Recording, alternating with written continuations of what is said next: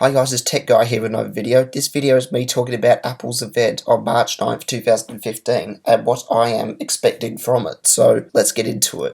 The first thing I want to talk about is the actual invite itself, which just came out today, and Apple just put out an invite basically saying spring forward. I believe you turn your watch an hour forward or something like that, but it's like literally a day or two after when everyone's supposed to be doing that in America. So by doing that on your watch, it's really hinting at the fact that it's going to be an Apple Watch based event, which, I mean, come on, if you didn't know it was going to be an Apple Watch event, get out. No, I'm kidding, just stay around, but basically Apple's going to have an event on March 9th at 10 AM local time for their special event. It's at the Yerba Buena Center in San Francisco because of the time of year and availability for it and all that. And it also says watch the live video and follow every moment on apple.com/live. So basically what I'm getting from this is when they had the September 2014 keynote itself, they did like live updates and stuff based on what they were announcing during the event. But basically on apple.com/live, they had like posts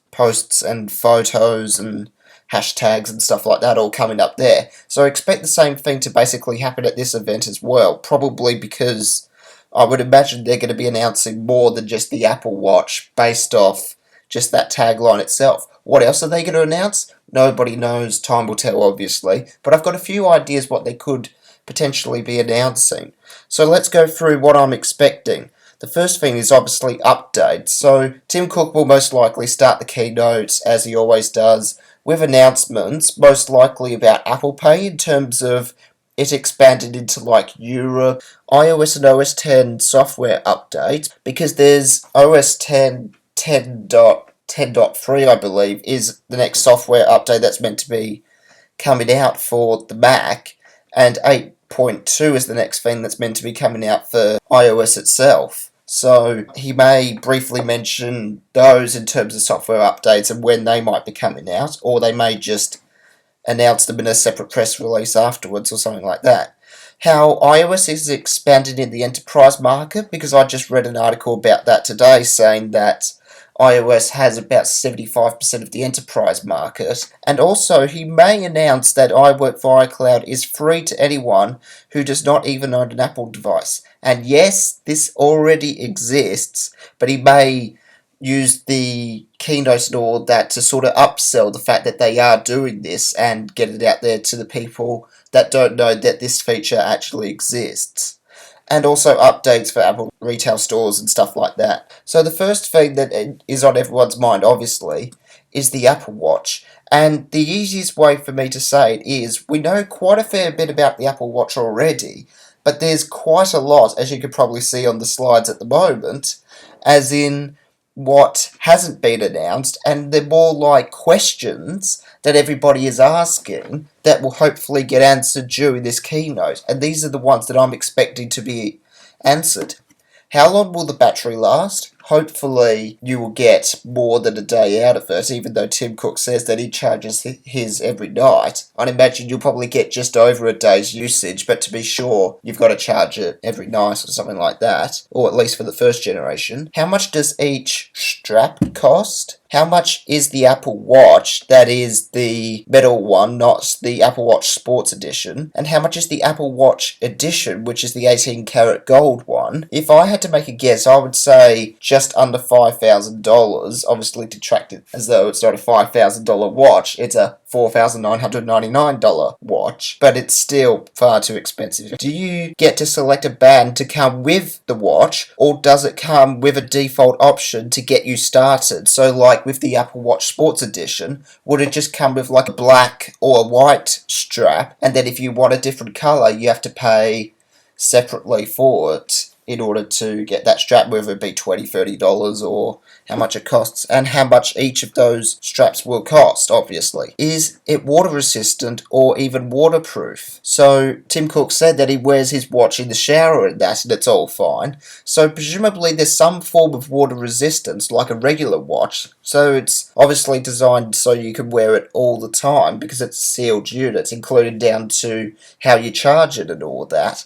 But I doubt it's going to go all the way to water waterproof. Hopefully it's at least water resistant to like 20, 30, 50 meters deep. It would still be cool for it to have some form of a water resistance thing, and obviously it would be sweat resistant in that regard, being the sort of watch it's trying to be. How much internal storage is there? Is it like 4, 8 gigabytes? Something along those lines? And can you save music on the watch for when you're out on a run without your phone? So if you've got like Bluetooth headphones or earphones or something like that, and you compare it to your watch via Bluetooth, you shouldn't need to carry your phone around if you're just going for a quick run or something like that, where you don't even want to worry about taking your phone or anything like that, because you've got your watch already on you. And how would you get the music and stuff onto it? Obviously, presumably you'd have to stream it through Bluetooth to get it onto the watch itself. Does it only use a certain version of Bluetooth to connect to an iPhone, which we sort of know is the case already because it supports iPhone 5, 5C, 5S, iPhone 6 and 6 Plus, and all the new ones that will be coming out? Can you only customize the home screen by using an iPhone to do it? And I'd imagine that's probably the case. Where would you go to buy the Apple Watch Edition? Presumably that will just be in Apple retail stores, and they may put Apple Watch Editions in other jewellery and watch shops and stuff like that, but I don't personally reckon they will. I reckon they'll just keep that to Apple stores themselves because of the safes and stuff they might keep them in. Would you get a free upgrade to the second generation if you bought an Apple Watch Edition? Because if you're spending $5,000 and being the watch itself, it's going to get slow over time, it's going to wear out, it's going to eventually want to be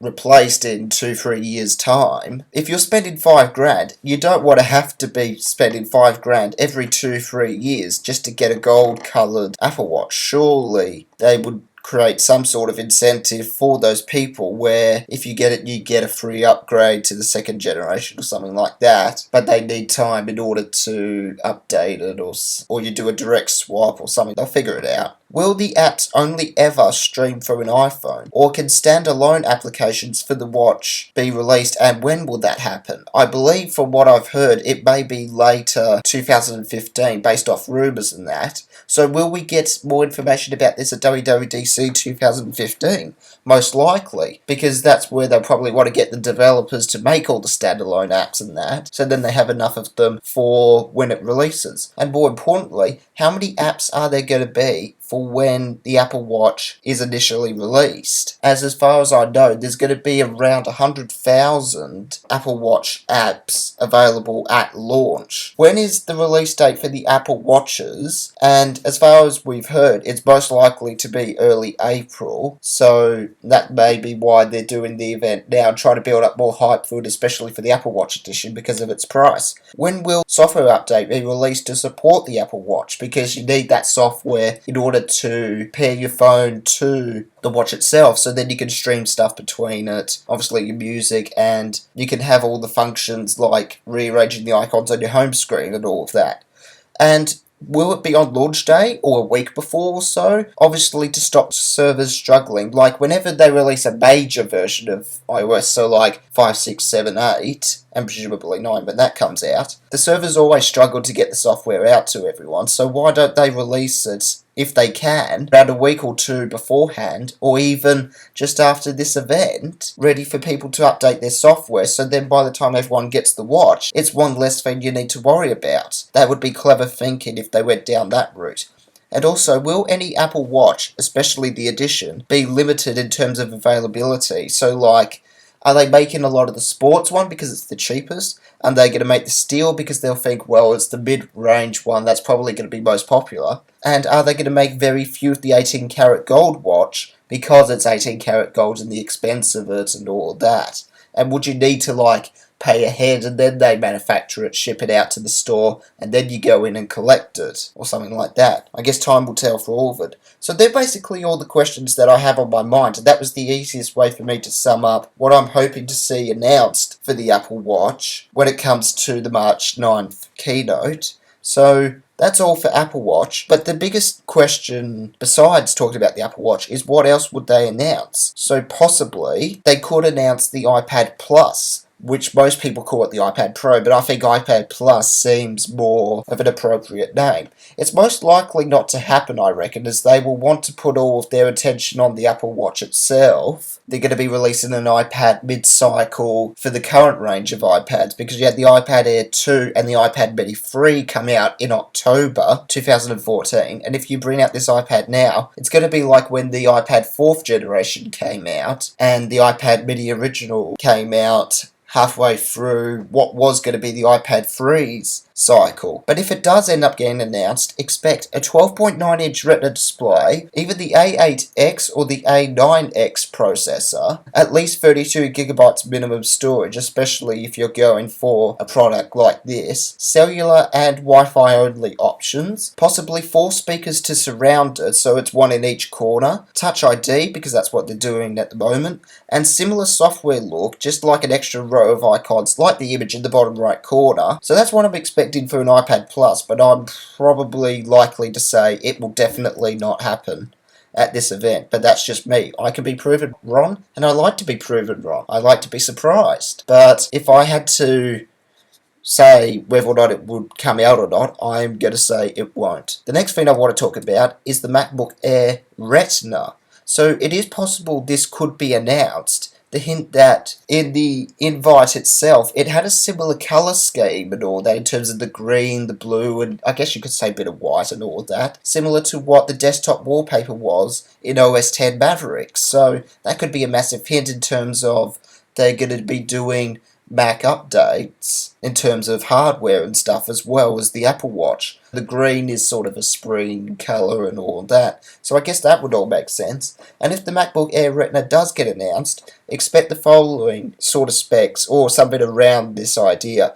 A 12-inch Retina display which has 4 times the resolution of what the 11-inch or the 13-inch model has, just overall a lot better.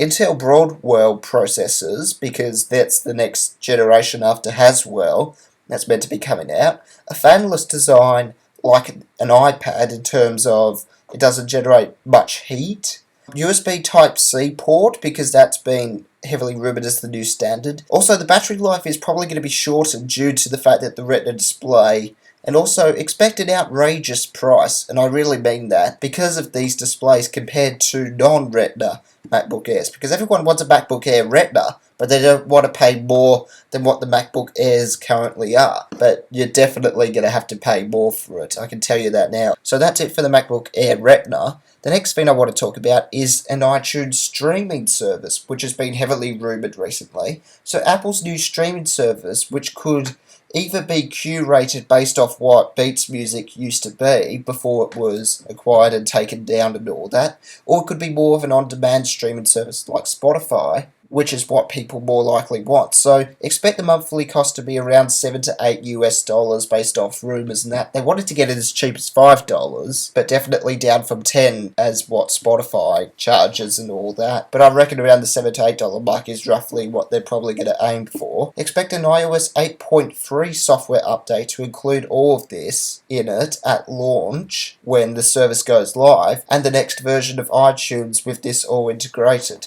But there's also a lot of questions that are on my mind. Will they completely ditch the pay-per-item tier in the sense of not pay for a song and pay for each TV episode for every movie, to rent every movie and all this stuff?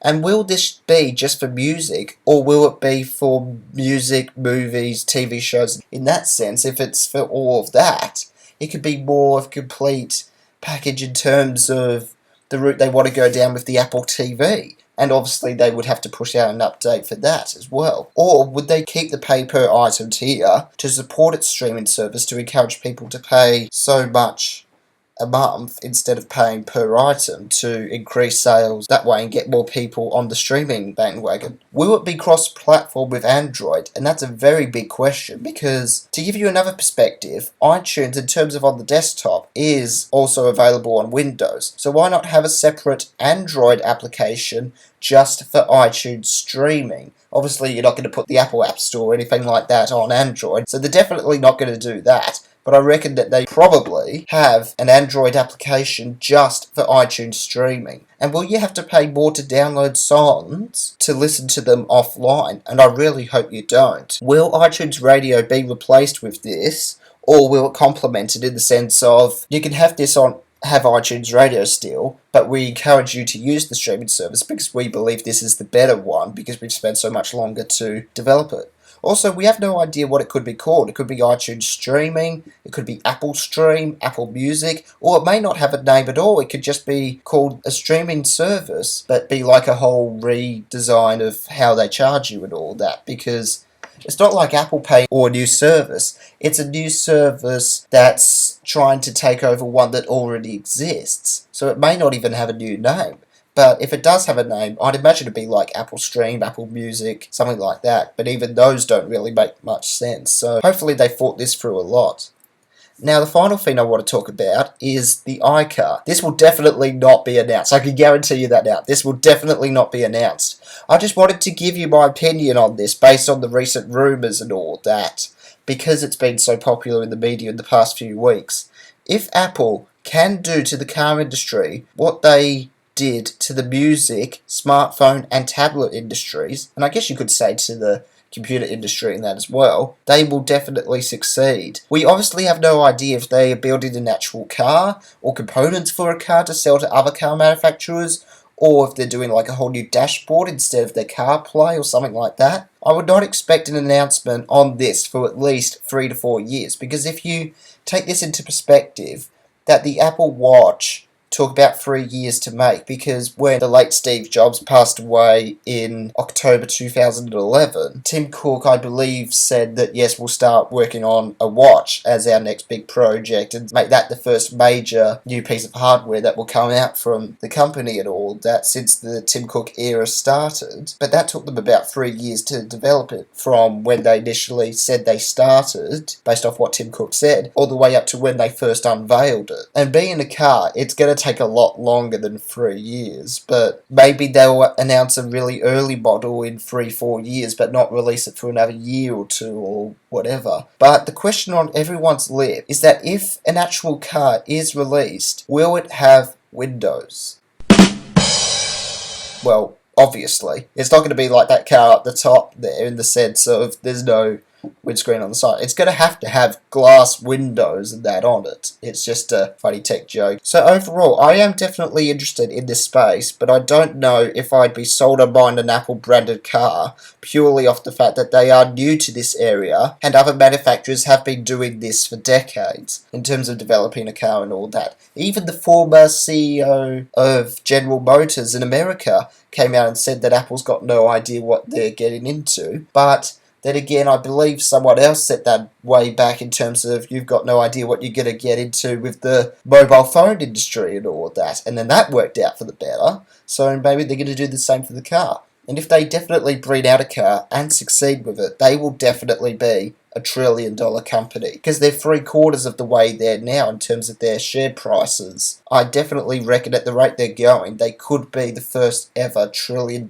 company in share market history or whatever it is. So that's it. Thank you very much for watching. The question for you, the audience, is what do you want to see most at the Apple March 9th event, and was this announcement done to be partially disruptive to MWC, which is Mobile World Congress, which is where HTC and Samsung are expected to announce their new phones? So you can let me know by leaving a comment below. And if you enjoy this, please give it a like and subscribe to my channel for more videos like this in the future. I will be doing live tweeting during the HTC and Samsung keynotes as they go live at Mobile World Congress. And it's rotten luck that the Apple keynote is in the morning Australia time of the first day I'm back at uni. So I may or may not stay up and do the live tweeting, but I'm more inclined to do it because I'm more interested in what this Apple Watch is and all of that. So if I definitely do that, I'll leave a annotation on the screen here, and be sure to check out my Twitter channel at TechGuy1212. And thank you very much for watching this video if you've watched it up to this point. And until next time, thank you very much for watching, and I will catch you later.